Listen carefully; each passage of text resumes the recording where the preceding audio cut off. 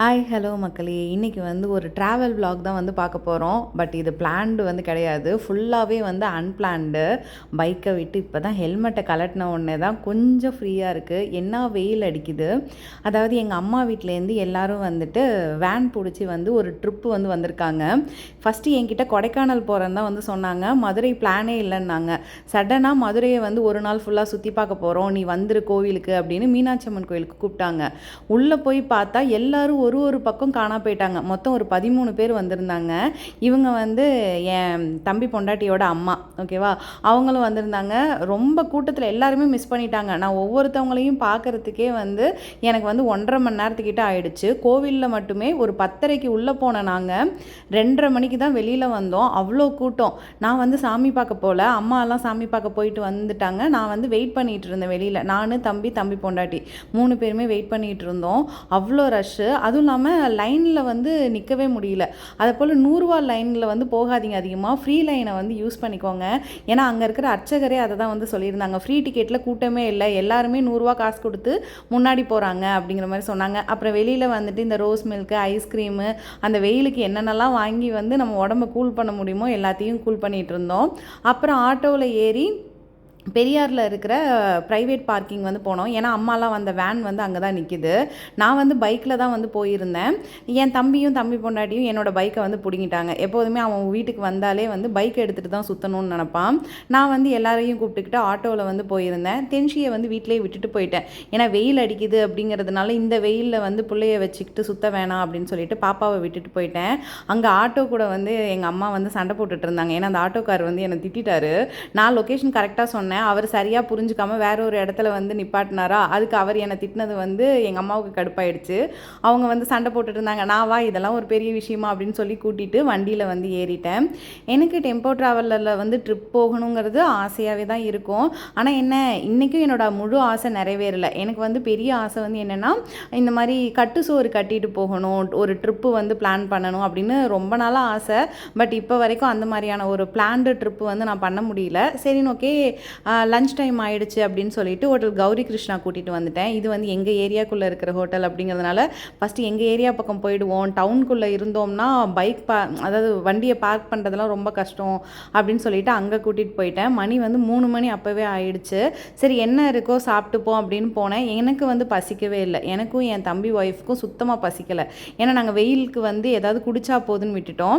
அப்புறம் தம்பி ஒய்ஃபும் டேரெக்டாக வீட்டுக்கு போயிட்டு தென்ஷியை கூட்டிகிட்டு வந்துட்டாங்க. ஏன்னா இதுக்கப்புறம் வெயில் கொஞ்சம் குறைஞ்சிருச்சு, மேடமை இனி பிக்கப் பண்ணிப்போம் அப்படின்னு சொல்லிட்டு மேடம் வந்துட்டாங்க. ஸோ 2 பேரும் மேட்ச் போட்டுட்டு இருந்தோம். 2 பேரும் கரெக்டாக எல்லோவில் வந்திருக்கோம் அப்படின்னு சொல்லிட்டு நான் ஏன்னா பிளான் பண்ணி கொடுக்கல. மேடம் போட்டுட்டு வரும்போது தற்செயலாக மேட்ச்க்கு வந்துட்டாங்க. அப்புறம் ஒரு 2 சப்பாத்தி வாங்கி பாப்பாவுக்கு ஊட்டி விட்டுட்டு பன்னீர் 65 கேட்டிருந்தா அதையும் வாங்கி ஊட்டி விட்டேன்.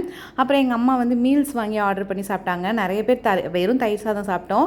அப்புறம் ஏதாவது சாப்பிடாமல் இருக்கக்கூடாதுன்னு நானும் என் தம்பி ஒய்ஃபும் ஒரு வெஜ் பிரியாணி வாங்கி 2 பேரும் ஷேர் பண்ணிக்கிட்டோம்.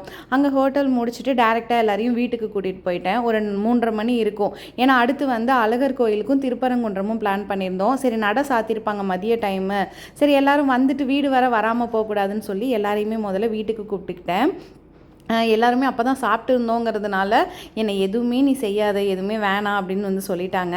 சரி, எல்லாரையும் வீட்டுக்குள்ளே மட்டும் கூப்பிட்டுட்டு ஒரு பொவன்டோ மட்டும் வாங்கி எல்லாருக்கும் குடிச்சு முடிச்சுட்டு கொஞ்சம் ரெஃப்ரெஷ் ஆனோம். ஏன்னா அடித்த வெயிலுக்கு உண்மையாகவே முகத்தில் அவ்வளோ ஒரு டயர்ட்னஸ், ரொம்ப எரிய ஆரம்பிச்சிடுச்சு ஸ்கின்னு. அதனால் எல்லோரும் ஃபஸ்ட்டு ஃபேஸ் வாஷ் பண்ணிவிட்டு தலையெல்லாம் சீவிட்டு அப்புறம் அங்கேருந்து அழகர் கோயில் போகலாம் அப்படிங்கிறது பிளானு. அழகர் கோயில் பொறுத்தவரை கிளைமேட் கொஞ்சம் நல்லா இருக்கும். அதனால் திருப்பரங்குன்றத்தை அப்புறம் பார்த்துப்போம், ஃபஸ்ட்டு அழகர் கோயில் போயிடுவோம் அப்படின்னு சொல்லிட்டு போனோம். பாப்பா ஏறி உட்கார்ந்த உடனே தூங்குற மாதிரி ஆக்டிங் வேறு போட்டாங்க. முன்னாடி பொக்கப்பல் வேறு விழுந்துருச்சு, இன்னும் அந்த பல்லு வேறு வளரல. அப்புறம் சுற்றிட்டு ஆஸ் யூஷுவல் என் தம்பி ஒய்ஃபும் பைக்கில் வந்தாங்க. அதுபோல் ஊரில் இருக்கிற எல்லாருமே ஃபஸ்ட்டு ஹெல்மெட் தயவு செஞ்சு போடுங்க. போலீஸை பார்த்தா மட்டும் ஹெல்மெட் போடாதீங்க. நார்மலாக எப்போதுமே ஹெல்மெட் வியர் பண்ணிடுங்க. அழகர் கோயில் நான் போய் ஒரு 4-5 வருஷம் ஆயிடுச்சு. நான் போகணும்னு நினச்சிக்கிட்டே இருந்த ஒரு பிளேஸ் தான். ஆனால் எப்போ நான் பிளான் போட்டாலும் ஏதாவது ஒரு தடங்கள் வந்துக்கிட்டே இருந்தது. சரி, இன்றைக்கி ரொம்ப அன்எக்ஸ்பெக்டட் பிளானு. எனக்கு உண்மையாக சொல்ல போனால் டயர்டாக இருந்தது. நான் போகணும்னு நினைக்கல. இருந்தாலும் அழகர் கோயில்னு சொல்லும்போது எனக்கு கொஞ்சம் ஆசையாகவும் இருந்துச்சு. சரி, நானும் வரேன் அப்படின்னு சொல்லிட்டு போயிட்டேன். ஆனால் மதியத்துக்கு அப்படியே, அதாவது காலையில் மீனாட்சி அம்மன் கோயிலில் இருந்த கிளைமேட்டும் அழகர் கோயிலில் இருந்த கிளைமேட்டும் அப்படியே வேறு வேறையாக மாறிடுச்சு. ஏன்னா காலையில் அவ்வளோ வெயில், எங்களால் சுத்தமாக வந்துட்டு இருக்கவே முடியல. அந்த அளவுக்கு வெயில் அடிச்சுது. அதுவும் நடந்து நடந்து, ஏன்னா இவங்கெல்லாம் மிஸ் ஆகிட்டாங்கன்னு சொன்னல, இவங்களை ஒவ்வொருத்தவங்களையும் தேடி தேடி கண்டுபிடிக்கிறதுக்குள்ளே போதும் போதும்னு ஆயிடுச்சு. ஏன்னா காலைல மீனாட்சி அம்மன் கோயிலில் வந்து ஃபோன் அலௌடு கிடையாது. ஸோ ஃபோன் யார் கையிலையுமே இருக்காதுங்கிறதுனால எங்களால் யாரையுமே கண்டுபிடிக்க முடியல. நான் கோவிலில் மட்டுமே ஒரு 20,000 ஸ்டெப் வந்து நடந்திருப்பேன். ரொம்ப டயர்டாயிட்டேன். அந்த வெயிலுக்கும் அந்த அவ்வளோ தூரம் நடந்ததுக்குமே டயர்டாயிட்டேன். அப்படியே ஆப்போசிட்டாக அழகர் கோயிலில் பார்த்தீங்கன்னா அவ்வளோ சில்லுன்னு காத்தடிச்சுது. அதாவது மழை வர போகிறதுக்கு முன்னாடி ஒரு கிளைமேட் இருக்கும்ல, அந்த மாதிரியான கிளைமேட்டு தான் வந்து அழகர் கோயிலில் வந்து இருந்தது. ஸோ மழை வரப்போகுது அப்படிங்கிற மாதிரியும் இருந்தது. அப்படியே நல்ல ஒரு காற்று. ஸோ எனக்கு வந்து அழகர் கோயில் போன ஸ்பாட் வந்து ரொம்ப பிடிச்சது. ஆனால் கூட்டம், அழகர் கோயிலுமே நல்ல கூட்டம் வந்து இருந்தது. இங்கே இருக்கிற எல்லா கோயில்கள்லையுமே லைனில் அவ்வளோ நிற்க வேண்டியதாக இருந்தது. எனக்கு அதுவே உண்மையாகவே கஷ்டமாக இருந்துச்சு. என்னடா இது இவ்வளோ லைனில் நிற்கிறோமே. ஏன்னா சாமியை பார்க்கறதுக்கு ஒரு 1 மணி நேரம் 1.5 மணி நேரம் ஒவ்வொரு லைன்லேயுமே வந்து நின்றுட்டு இருந்தோம். இவங்க 2 பேரோட அட்டகாசம் வேறு எனக்கு தாங்கவே முடியல. ரெண்டும் வந்து எப்போ அடிச்சுக்குது, எப்போ கொஞ்சிக்குது எதுவுமே வந்து தெரியல. திடீர்னு சண்டை போடுறாங்க, திடீர்னு கொஞ்சிக்கிறாங்க. இந்த தாய் மாமனெல்லாம் வச்சுக்கிட்டு நாங்கள் படுற பாடு பெரிய பாடாக வந்து இருந்துச்சு. ஆனால் தென்ஷியை வந்து எனக்கு ஒரு பிரச்சனையாக இல்லை. அவன் பார்த்துக்கிட்டதுனால நான் கொஞ்சம் ஃப்ரீயாக வந்து என் தம்பி ஒய்ஃபோட நிறைய பேசிக்கிட்டே வந்துட்டு இருந்தேன். ஏன்னா எனக்கு யாராவது பேச ஆள் கிடச்சா போதும், நான் பேசிக்கிட்டே இருப்பேன். என்ன பேசுகிறேன்னெலாம் வந்து கணக்கு கிடையாது, பேசிக்கிட்டே வந்து இருப்பேன். அங்கே வந்து நிறைய குரங்குங்க வந்து இருந்தது. அந்த குரங்குங்களை விட எல்லாமே குட்டி போட்டிருந்துச்சு. புதுசாக குட்டி குட்டியாக வந்து அதை வந்து அவங்க மடியோடையே வச்சு சுற்றிட்டு இருந்தது. அப்புறம் பழமுதிர் சோலை வந்து ஃபஸ்ட்டு போனோம். சரி அழகர் கோயில் அப்புறம் பார்த்துக்கலாம், மேலே வந்து பழமுதிர் சோலையை முடிச்சுட்டு வந்துடுவோம். ஏன்னா நாங்கள் போனப்போயே மணி 5 ஆகிடுச்சா, அப்புறம் இருட்டிடுச்சு அப்படின்னா மேலே வந்து போகிறது கஷ்டம் அப்படின்னு சொல்லிட்டு ஃபஸ்ட்டு அங்கே போனோம். அங்கேயும் லைன் எல்லாம் முடிச்சுட்டு உட்காந்து ஃபஸ்ட்டு லட்டு வந்து வாங்கிட்டு வந்திருந்தேன் என் தம்பி. ஒவ்வொரு கோயிலையும் போய் ஆனால் பிரசாதம் மட்டும் நல்லா சாப்பிட்டோம். மீனாட்சி அம்மன் கோயிலில் வந்து இந்த வாழை இலையில் புளி சாதம் கொடுத்துருந்தாங்க, அது சூப்பராக இருந்தது. அது போல் அங்கே மிளகு வடை சாப்பிட்டோம். இங்கே வந்து பழமுதிர் சோலையில் லட்டு வாங்கிட்டு வந்திருந்தான், அதை சாப்பிட்டோம். அப்புறம் ரெண்டும் அடிச்சுக்க ஆரம்பிச்சிடுச்சு. கையில் இருந்த விபூதியை வந்து பூசி பூசி வந்து விளையாண்டுட்டு இருந்தாங்க. சத்தி வந்து தென்ஷியை ஈஸியாக அட்டாக் பண்ணிட்டான். அதனால் நான் வந்து களத்தில் இறங்கிட்டேன் தென்ஷிக்காக. கையில் இருந்த விபூதி அப்படியே தூக்கி கொண்டு போய் சத்தி மூஞ்சில் வச்சு நல்லா தேய்ன்னு தேய்ச்சிட்டேன். ஏன்னா அவன் பாவம் பிள்ளைய போட்டு பாடாக எடுத்துட்டான். மூஞ்சி ஃபுல்லாகவே வந்து தின்னூரை இது படி விட்டுட்டானா. சரி அவளால் அட்டாக் பண்ண முடியல, அதனால் நான் வந்து அவளுக்கு சார்பாக அட்டாக் பண்ணிவிட்டு வெளியில் வந்தோம். நல்ல மழை வந்து பிடிச்சிக்க ஆரம்பிச்சிருச்சு. ஒரு 10 நிமிஷம் மழை ரொம்ப வேகமாக வந்து பெஞ்சிச்சு. நாங்கள் அதுக்குள்ளே வந்து வேனுக்குள்ளே ஏறிட்டோம். அப்புறம் வந்து மலையை விட்டு இறங்கும் போதே வந்து மழை ஸ்டாப் ஆகிட்டு அப்புறம் கீழே வந்து கருப்பண்ணசாமி கோயிலுக்கு வந்து போனோம். இப்போ இந்த கருப்பு படம் வந்ததுக்கப்புறமா கோவிலுக்கு நிறைய கூட்டம் வந்து வந்துடுச்சு. நிறைய செலிப்ரிட்டிஸ்லாம் வேறு வந்துட்டு போயிட்டுருக்காங்க. ஸோ இங்கே போகும்போதே மணி வந்து ஒரு 6:30 மணி ஆயிடுச்சு. ஆனால் வெளிச்சம் வந்து இருந்தது. அதுக்கப்புறம் வந்து சரி ஓகே உள்ளே போயிட்டு சாமி கும்பிட்டுட்டு திரும்ப வந்து திருப்பரங்குன்றம் வேறு போகணும். எங்களுக்கு வந்து என்னென்னா டைமே வந்து பத்தலை. ஒவ்வொரு இடத்துலேருந்து நடந்து போகிறதுக்கே வந்து கரெக்டாக வந்து டைம் இருந்தது. அது கூட்டத்தோடு போகும்போது என்ன பிரச்சனைனா ஒவ்வொருத்தவங்களும் வந்து ஒரு இடமா மிஸ் ஆகிடுறாங்க. எனக்கு இதுதான் வந்து இந்த ட்ரிப்லேயே வந்து ரொம்ப சேலஞ்சிங்காக இருந்தது. ஏன்னா நான் இது வரைக்கும் போன ட்ரிப் எல்லாமே ஃபேமிலியோட ஒரு 3-4 பேர் அப்படி வந்து போயிருப்போம். இந்த ட்ரிப்பு மட்டும்தான் ஒரு 13 பேர், என்னெல்லாம் சேர்த்து ஒரு 15 பேருங்கிறதுனால எல்லாரையும் ஆர்கனைஸ் பண்ணி கூட்டிகிட்டு போகிறது கஷ்டமாக இருந்தது. அப்புறம் வந்து கருப்பண்ணசாமி கோயிலில் போய் ஒரு கும்பிட போட்டுட்டு அங்கே சந்தனம் வந்து கொடுப்பாங்க. அந்த சந்தனத்தையும் வாங்கிக்கிட்டு அதுக்கப்புறமா அழகர் சாமியை பார்க்க வந்து போயாச்சு. உள்ளே இப்போவே வந்து இருட்ட ஆரம்பிச்சிருச்சு. ஏன்னா நாங்கள் இங்கே போகும்போதே 7-7:15 கிட்ட டைம் இருக்கும்.